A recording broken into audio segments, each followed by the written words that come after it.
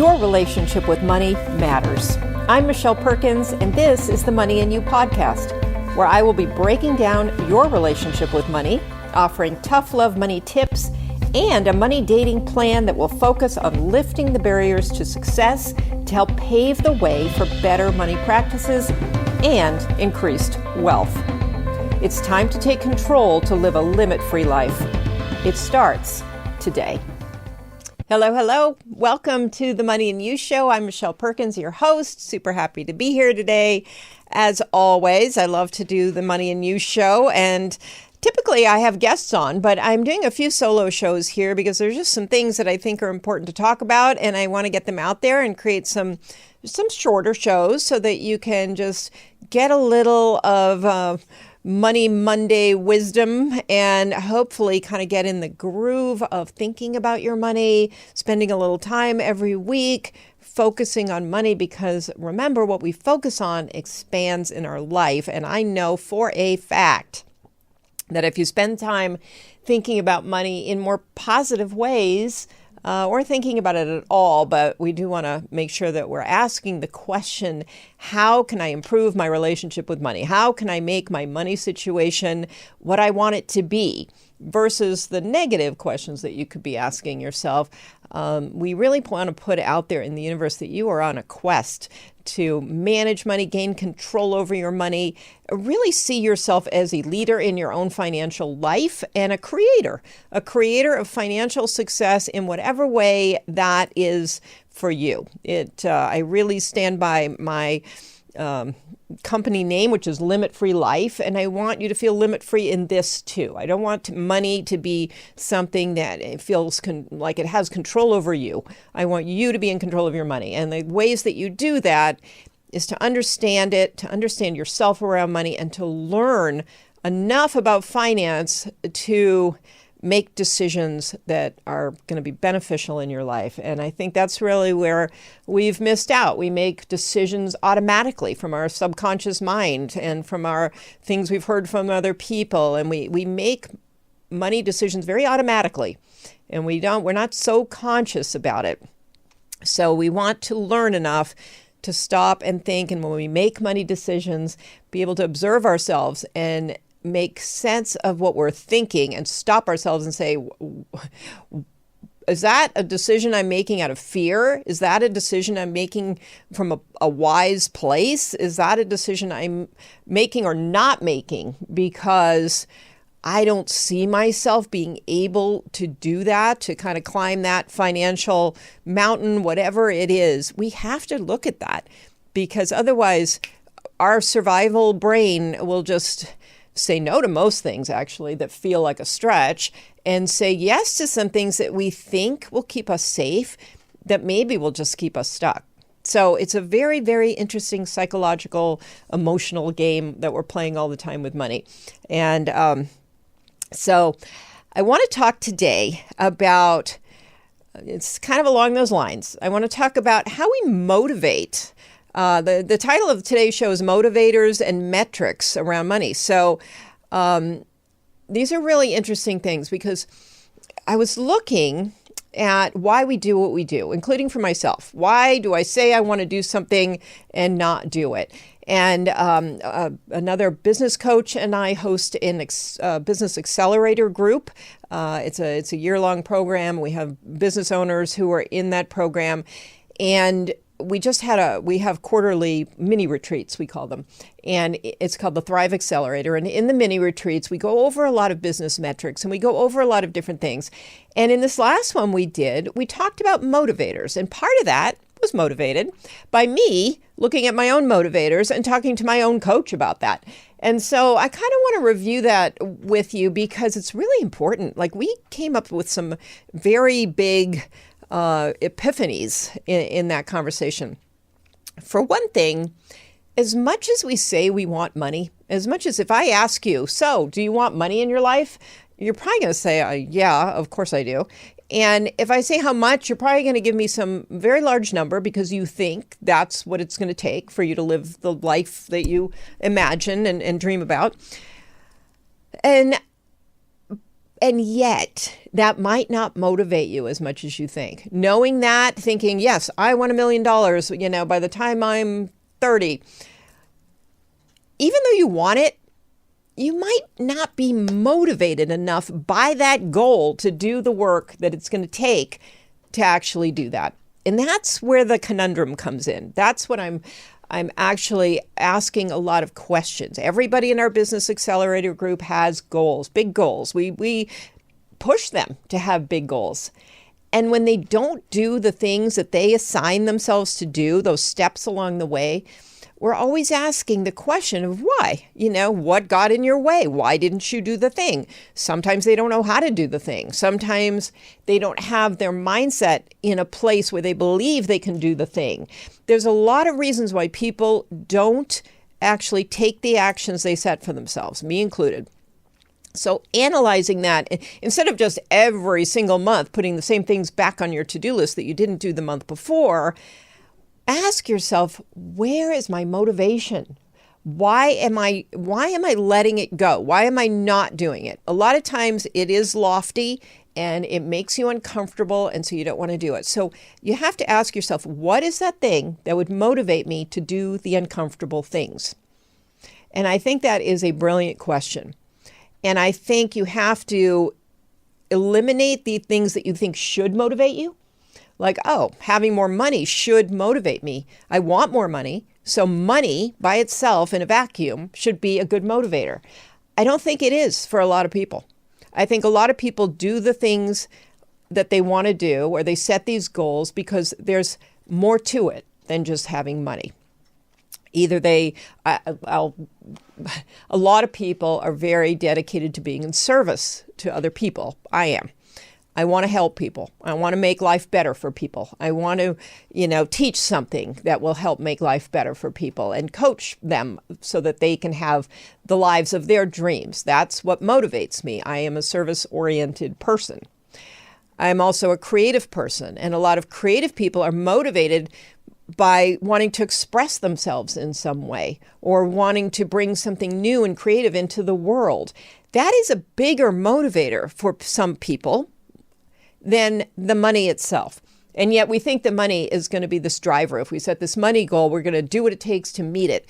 Well, maybe we're not. Maybe we're actually comfortable enough in our lives. So, when you're hungry, when you're in a really, frankly, scary place financially, you're motivated by money. When you're comfortable and you just want more, sometimes money isn't enough. So you really have to dig deep and say, what is your actual motivator? What is it? Some people just like the feeling of winning. Everybody is motivated by different things.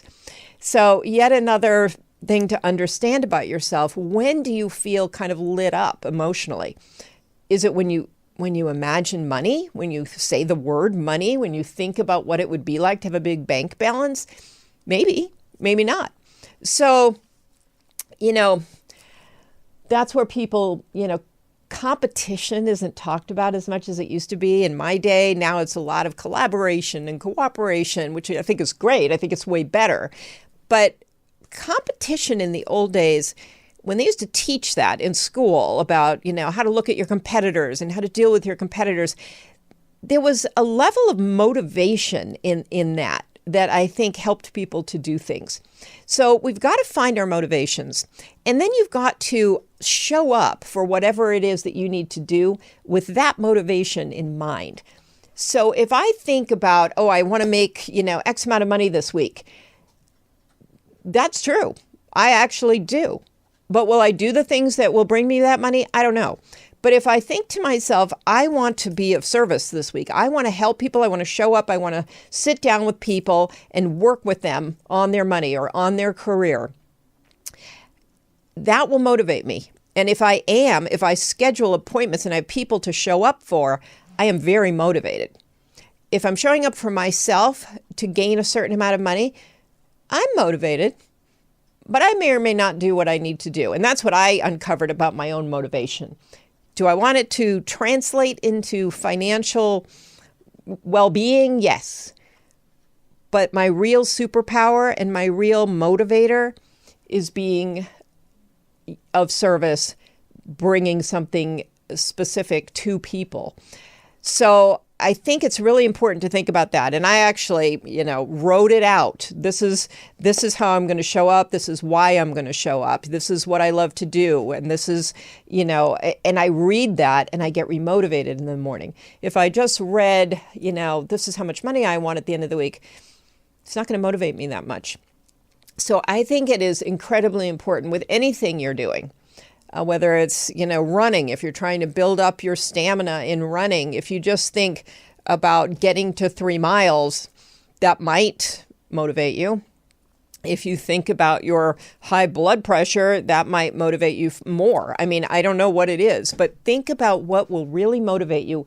Write it down, read it to yourself on a daily basis.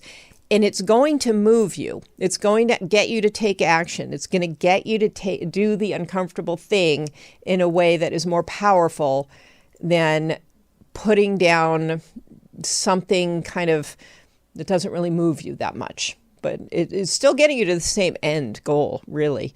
But you need the motivator to get you to take the action, stay on schedule, work your calendar, make the calls, whatever it is. So I'm gonna leave you with that on motivation. I think it's super important to figure that out. And when you are trying to get to a new financial place, figure out what will motivate you. Is it the ability to send your kids to, any college they want? What is it? Where is the motivator? And remind yourself of that motivator. I also want to talk about metrics. Metrics are tracking, and anything we track will grow. This is another thing that I picked up on from doing our workshop this weekend with our Thrive Accelerator group. And that was how dedicated they were to their goals. We were setting new goals for the quarter. We had done a planning workshop and we were, trying to plan out next steps to reach certain goals again. And we go through a process of looking at a variety of different metrics. Not all of them are numbers. Most of them aren't, actually. There are several that are how creative were you? How much, what did you do to learn and grow? What new relationships did you build? These are all important for business owners, but they aren't necessarily dollars or numbers. But that said, metrics are important. It is very important to track what you're doing. You know how when we're in school, it's so simple. You're tracking the grades you're getting on your quizzes and your tests and your papers, and you're following along the whole time during the semester. If you're smart, I mean, some people don't follow along and then they're surprised at the end, that they're behind or they didn't do as well as they thought. So we don't want to do that. We want to follow along, be tracking, and be tweaking as we go. We know that if you got a D on a quiz, then you need to either figure out what extra credit you can do or, how to do better on the next test. So we do that almost automatically in school. Nobody even really teaches us to do that. It's just kind of how we keep ourselves moving forward to get to our goal. But we don't take those principles and really apply them to other areas of our life. And I think with money, it's a great thing to do, to track different metrics. And for you, you'll have to identify what metrics you can track and then to watch those, because this is one of the really important things about money is tracking helps. Some people say, I don't want to track it. It's depressing. I don't want to see, how bad it is or whatever. But tracking is how you follow and know what's going on. So you do exactly what you do in school. You tweak it. You find new ways to improve. You find other things that you can do to give yourself an uptick in the money department, just like you would in school when you're trying to up your grades. So metrics matter, motivators matter, and metrics are something that I do think people track very basic ones maybe. Certainly business owners, actually, I find business owners don't even track how much they're making along the way. Some do, but a lot of them don't. A lot of them, they figure out how much they made at the end of the year, and that's really not going to serve them. So it is very important, whether it's earnings or expenses or savings or debt reduction, investments, whatever it is, think about the metrics that you can track and track them, watch them, look at them, make decisions based on them as you go along. And you're going to see that this creates a system for growth and a system for improvement. And with that system, you're going to see real results. That's the other thing. If you relate it to school, there's a system for everything. And there's a system in our businesses. There's a system in how we eat. But for some reason with money, we tend to neglect setting up systems. We tend to neglect looking at things along the way so that we can make better decisions. And so I think the real point of this podcast is to help you understand that looking at your motivators and figuring out metrics that will help you and following those metrics those are going to be game changers for you. Absolutely, without a doubt. So it takes a little effort, but again, this is why I talk about dating your money. We've got to put the effort in. We've got to spend the time. So a little bit of time every week goes a very, very long way with helping you to feel confident and in control with your money. And that is priceless, really, because losing sleep, getting yourself all in a knot about money problems, that's no way to live. And so, yes, if you have to take a little time each week to track these things and think about these things and look at them, it's in the longer scheme of things, you are going to create a much more, not only a financially more abundant life for yourself, but a calmer, more peaceful, more just happier life for yourself. And you're going to see yourself in this creator mode, just like you are in other areas of your life, where you are creating your own financial life in the way that you want. But you have to know what that is. And metrics help you to figure out what to track so that you are going in the right direction. So I hope that made sense.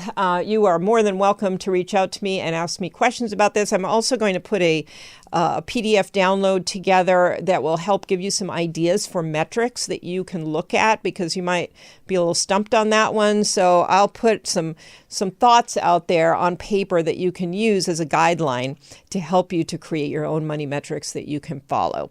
And money tracking is extremely important, like tracking in any area. So thank you so much for being here again for another episode of the Money and You Show. And thank you, UBN Go, for broadcasting the show. And please check out the Limit Free Life website, limitfreelife.com, and you can find some free resources. Check out more of the Money and You podcast. Please share them and give us a review if you like the shows, because the more reviews we have, the more great guests we can bring on and great episodes that we can put together for you. And really hope you'll take some of this to heart and use some of this great information to improve your own financial life and financial well-being, and learn to love your money, because money is with you for your whole life and you want to have a great relationship with it. So thanks so much. See you next week.